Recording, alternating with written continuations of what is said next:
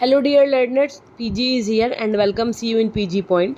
अगर मैं बात करूँ CSJMU फर्स्ट सेमेस्टर वाले स्टूडेंट्स की, तो आप लोग ज़रा गौर से सुनिएगा।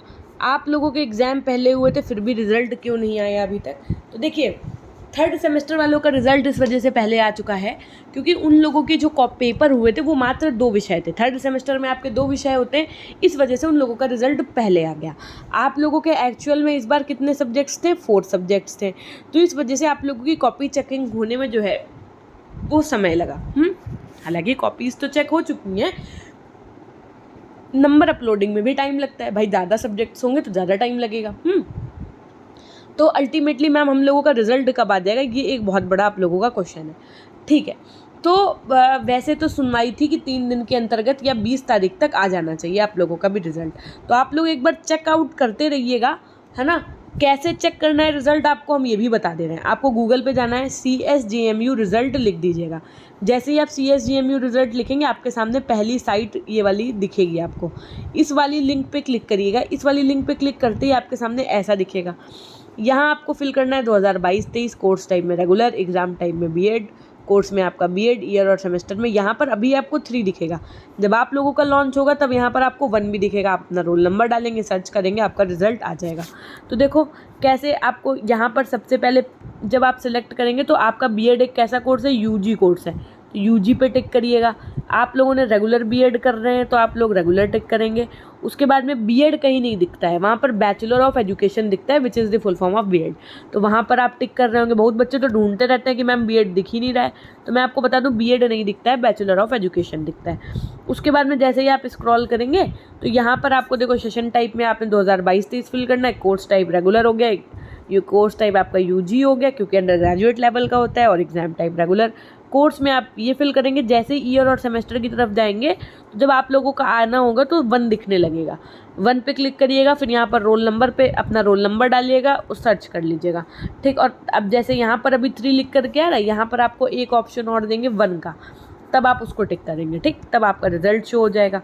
उसके बाद में इतना ज़्यादा लोड लेने की आवश्यकता नहीं। मैम हम लोगों का रिजल्ट कब तक आ जाएगा ये और बता दीजिए। देखिए, हम आपसे बहुत ज़्यादा पक्का प्रॉमिस तो नहीं कर पा रहे। वैसे तो ये था कि 3 दिन के अंदर ही आ जाना चाहिए, लेकिन 20 तारीख तक ये है कि रिज़ल्ट आ जाना चाहिए आप लोगों का। ठीक, अब बाकी क्या है, और आप लोग एक बार कॉलेज में भी पूछिएगा कि आप लोगों का रिज़ल्ट कब तक आएगा, देखिए वो लोग क्या बताते हैं, है ना। और उसके बाद में देखो, अगर मैं बात करूं कि अगर अभी तक आपने पीजी पॉइंट ऐप नहीं इंस्टॉल किया तो इंस्टॉल करिए।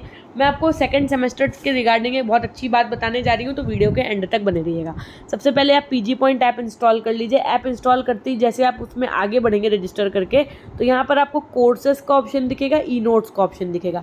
किसी पे भी आप क्लिक करिए। एक बार आप कोर्सेस पे क्लिक करके देखिएगा, एक बार आप ई नोट्स पे भी क्लिक करके देखिएगा। तो पहले हम कोर्सेज वाला बताते हैं। ठीक, जैसे ही आप कोर्सेज पे क्लिक करेंगे और आगे बढ़ेंगे तो आपके सामने एक ऑप्शन आएगा पेड कोर्स का, और एक ऑप्शन सेम आता है फ्री कोर्स का। ठीक, फ्री कोर्स में जब आप सी ऑल पे क्लिक करेंगे तो आपको फ्री की क्लासेस दिख जाएंगी। आप यहाँ से फ्री की क्लासेस कर सकते हो, चाहे तकनीकी परिप्रेक्ष्य की हो, चाहे पर्यावरण की हो, चाहे कोई भी हो। ठीक, लेकिन जैसे ही आप पेड कोर्स पे सी ऑल पे क्लिक करेंगे तो आपको यहाँ पर देख लो EVS की 1300 MCQs। 1300 MCQs अपने आप में एक बहुत बड़ी संख्या है। 1300 MCQs के साथ में आपको सेकंड पेपर जो सेकंड सेमेस्टर का जो आपका पेपर 4 है ना, वो आपको पर्यावरण की क्लासेस मिल जाएंगी। इसकी जो फ्री क्लासेस हैं वो यूट्यूब पर प्लेलिस्ट बनी हुई है, आप वहाँ से देख सकते हैं। यहाँ पर आपको 1300 से ज़्यादा, पिछली बार हमने 600 MCQs प्रोवाइड किए थे, इस बार हमने 750 MCQs उसमें और ऐड करा दिए हैं। ठीक, तो अभी हाल ही में इसको हमने अपडेट करवाया है, तो ये वाली आप लोग ज़रूर ले लीजिए। बहुत इंपॉर्टेंट PDF है जिन्होंने नहीं ली है। पर्यावरणीय शिक्षा आप यहाँ से पढ़िए। तकनीकी परिप्रेक्ष्य में आपको 650+ MCQs मिलेगा। 1 लीनियर फॉर्मेट में PDF भी मिलेगी। ठीक, यहाँ से आपको, तो आप अगर पेड कोर्सेज में जाना चाहते हैं तो आप ये दोनों पेपर ले सकते हैं। उसके अलावा मैम हम लोगों के पेडागोजी सब्जेक्ट्स हमने कहा, फिर आप नीचे स्क्रॉल करिएगा तो आपके 2 पेडागोजी सब्जेक्ट अभी हम लॉन्च कर चुके हैं। एक तो फिजिकल साइंस, अगर है आप तो फिजिकल साइंस के MCQs ले सकते हैं। सोशल साइंस पेडागोजी का है, तो सोशल साइंस के कितने भैया, 1000 से भी ज़्यादा MCQs सोशल साइंस पेडागोजी के हैं। आपका मन है तो आप पेडागोजी के भी ले सकते हैं। ठीक, इस तरीके से आप बाय कर सकते हैं। उसके अलावा कंटेंट की आप बिल्कुल चिंता नहीं करिए, इससे पहले वाले बच्चों ने ऑलरेडी ईवीएस पढ़ा है और इस बार तो हमने आप लोगों के में और ज़्यादा ऐड करा दिया है, ठीक, तो बिल्कुल चिंता नहीं करिए। एग्ज़ाम मोड की अगर मैं बात करूं तो आप लोगों का एग्ज़ाम मोड की सबसे बड़ी बात आती है अब कि मैम क्या रहेगा। तो देखिए, इससे पहले जो आपके सेकेंड सेमेस्टर के बच्चे थे, इससे आपसे पहले वाले बैच के बच्चे जो सीनियर्स हैं, जिनका इस बार 4th सेमेस्टर है, उनका पेपर MCQs फॉर्मेट में हुआ था। जिस हिसाब से यूनिवर्सिटी की चीज़ें मुझे अभी तक पता है, उन्होंने कहा है कि ऑड सेमेस्टर के जो एग्ज़ाम होंगे वो उनका मोड जो है वो कैसा रहेगा, सब्जेक्टिव रहेगा, और जो इवन सेमेस्टर है इनका जो एग्ज़ाम मोड रहेगा वो आपका ऑब्जेक्टिव रहेगा। लेकिन इसके अपेक्षा भी एक बात हो चुकी है, क्या हो चुकी है, जो इस आपसे पहले वाले बैच के बच्चे थे उनका फर्स्ट सेमेस्टर तो ऑड ही हुआ, लेकिन फिर भी उनका एग्ज़ाम मोड MCQs रहा था, ठीक है।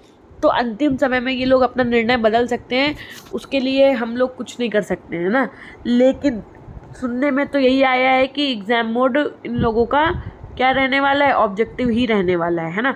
बाकी होता क्या है इस चीज़ की गारंटी कोई नहीं ले सकता। मैं हूँ, यूनिवर्सिटी भी लास्ट मोमेंट पे क्या करती है, ये आप अपने पिछले जो आपके सीनियर्स हैं उनसे पूछिएगा, उन लोगों ने क्या कुछ नहीं सहा है ना।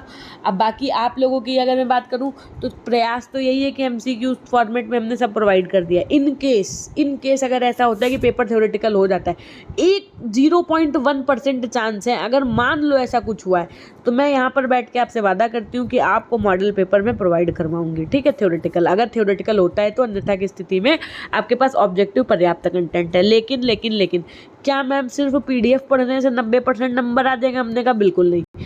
आपको PDF के साथ क्या करना है, PDF के साथ में क्लासेस जो YouTube पे प्लेलिस्ट में बनी हुई है वो देखना है, ठीक है, क्लासेस ज़रूर से ज़रूर देखिएगा।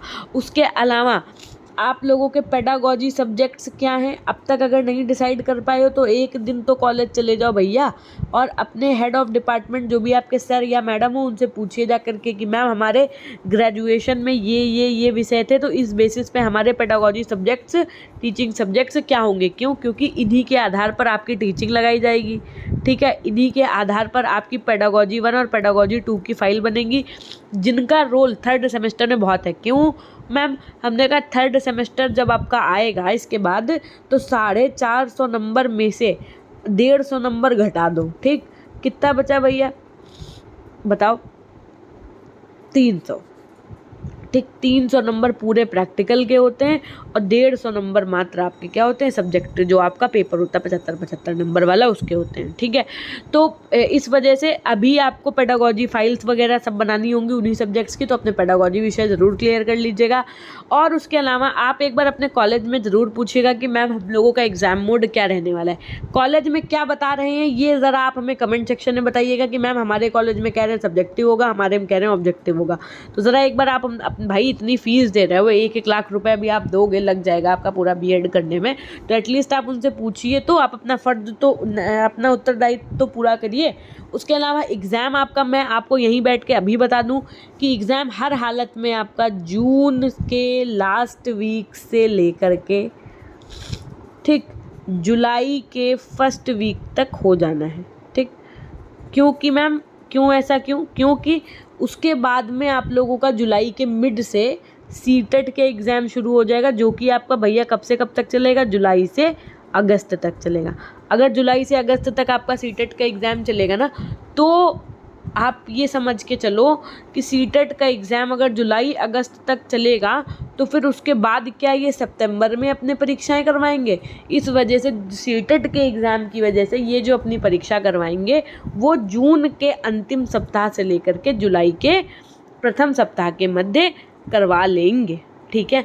तो इस बेसिस पे हम कह सकते हैं ये बात। आज हम बात करने वाले हैं सीटेट की बेस्ट बुक, जो कि आपकी चक्षु पब्लिकेशन की है। लिंक आपको डिस्क्रिप्शन बॉक्स में मिल जाएगा। बाल विकास एवं शिक्षा शास्त्र के विषय की अगर मैं बात करूं तो पेपर 1 और पेपर 2 यानी कि प्राइमरी और 6 to 8 वाला जो जूनियर का पेपर होता है, उसके लिए ये बुक 3-in-1 के पैटर्न के हिसाब से बनाई गई है, जिसमें 2800 से ज़्यादा बहुविकल्पीय प्रश्न व्याख्यात्मक हल के साथ में आपको मिलेंगे। व्याख्यात्मक हल का मतलब यहाँ पर ये होता है कि प्रश्न संख्या 1 का आंसर यदि A है तो वो A क्यों है। साथ में सीटेट के 2011 से अब तक के सभी प्रश्नों का अभ्यास, प्रश्नों का अध्यायवार संकलन और उनके व्याख्यात्मक हल का समावेश मिलेगा। सीटेट पाठ्यक्रम अनुसार संपूर्ण थ्योरी मिलेगी आपको इसके अंतर्गत। आपको मैं इसका एक बार इंडेक्स भी दिखा देती हूँ। जैसे कि मान लीजिए ये आपका चैप्टर 1 है, चैप्टर यू, इस तरीके से आपको पूरा टॉपिक वाइज हर एक चीज़ मिलेगी। जैसा कि आप देख पा रहे हैं कि जो पहला अध्याय है उसका प्रश्न संख्या 1 का उत्तर अगर सी है तो वो सी क्यों है, इस बात का भी जवाब आपको इस व्याख्यात्मक हल के साथ मिलेगा। ये आपकी तैयारी को बहुत ही बेहतरीन बनाएगी। लिंक आपको डिस्क्रिप्शन बॉक्स में मिल जाएगा इसका। इसके साथ ही चक्षु पब्लिकेशन की सब्जेक्ट वाइज भी इनकी गाइड और हर एक चीज़ सीटेट से संबंधित अवेलेबल है। आप अगर चाहें तो इनको मार्केट से भी खरीद सकते हैं और लिंक आपको डिस्क्रिप्शन बॉक्स में मिल जाएगा, आप वहाँ से भी खरीद सकते हैं। धन्यवाद।